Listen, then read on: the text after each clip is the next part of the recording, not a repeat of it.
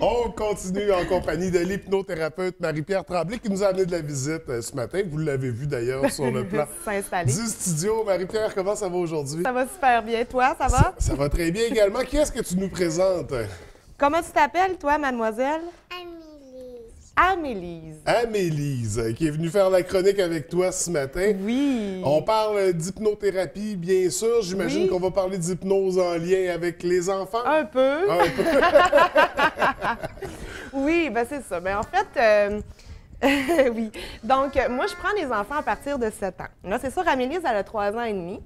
C'est juste pour dire que j'ai plein d'autres services qui sont en lien avec l'hypnose, avec tous les sujets que j'étudie, tu sais, bon, communication par le toucher affectif. J'étudie aussi en autonomie pour travailler avec les parents qui attendent un enfant,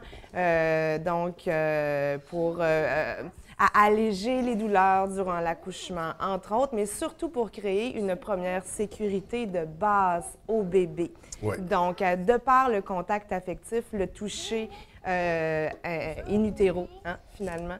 Donc, c'est des choses qu'on peut faire. Les enfants, ils ont déjà une personnalité dans le ventre de maman. Ils ne naissent pas purs, hein? Donc, c'est comme ça qu'on peut déjà aller commencer à rencontrer bébé à l'intérieur du ventre de maman. Donc, autonomie, thérapie par le toucher, si Oui, j'ai bien compris. c'est ça. Hypnothérapie.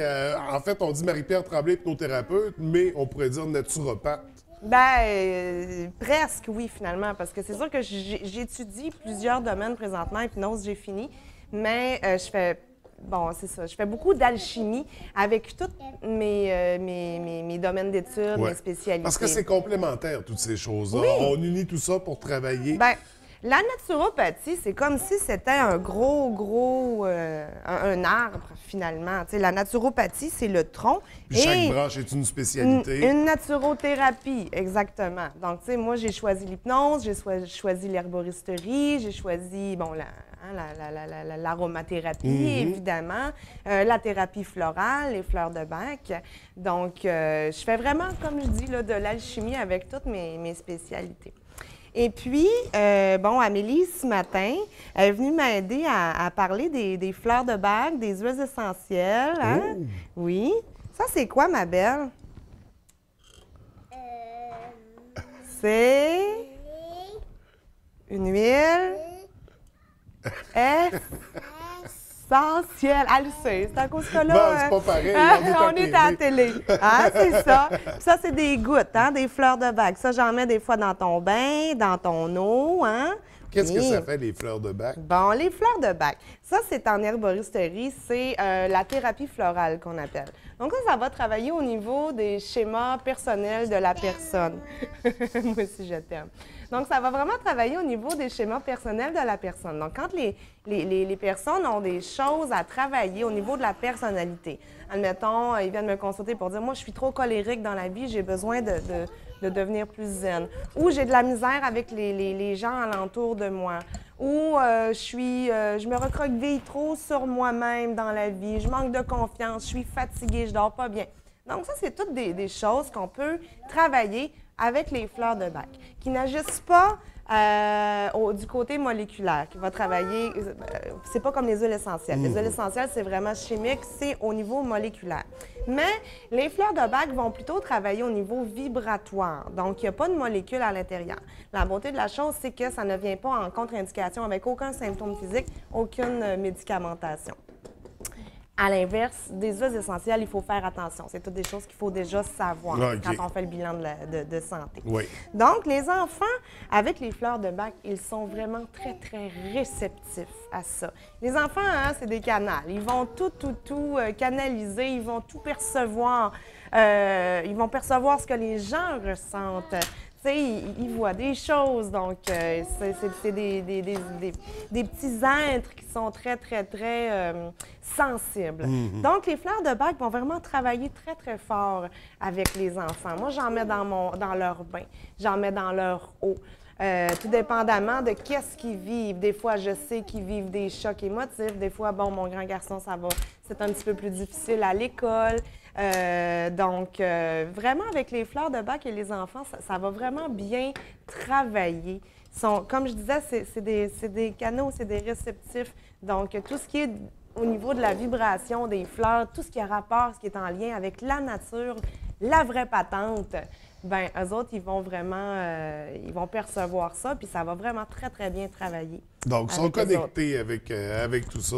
Exactement. Mais c'est ça, ils sont plus, je ne veux pas dire nécessairement purs, mais ils ont peut-être moins d'éléments dans la tête qui viennent filtrer ces informations-là. Oui. Bien, en fait, c'est comment dire, c'est... ils sont... Voyons, j'ai perdu mon mot. Ils sont impulsifs, ils n'ont pas de filtre. Oui, c'est ça. T'sais? Donc, eux autres, ils perçoivent toutes sortes d'affaires La que nous, on ne première perçoit impression, pas. ben, tout à fait. C'est ça. Donc, très intéressant à ce niveau-là. Sinon, tu nous as amené d'autres...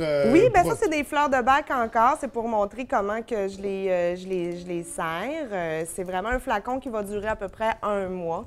Donc, je travaille vraiment aussi avec les adultes, avec les élixirs floraux, les huiles essentielles, au niveau de l'hypnose. Parce qu'en hypnose, c'est le fun parce qu'on refait des nouvelles programmations. Donc, on fait des nouvelles programmations. Les fleurs de bac vont vraiment travailler en collaboration avec l'hypnose, avec l'inconscient. Hein? Parce que, bon, avec l'inconscient, on ne sait pas c'est quoi les limites. Je ne sais pas jusqu'où je peux aller avec la personne. Tu sais, ça dépend toujours de chaque personne. Tiens, oui, fais-nous un bout de sein, Amélie.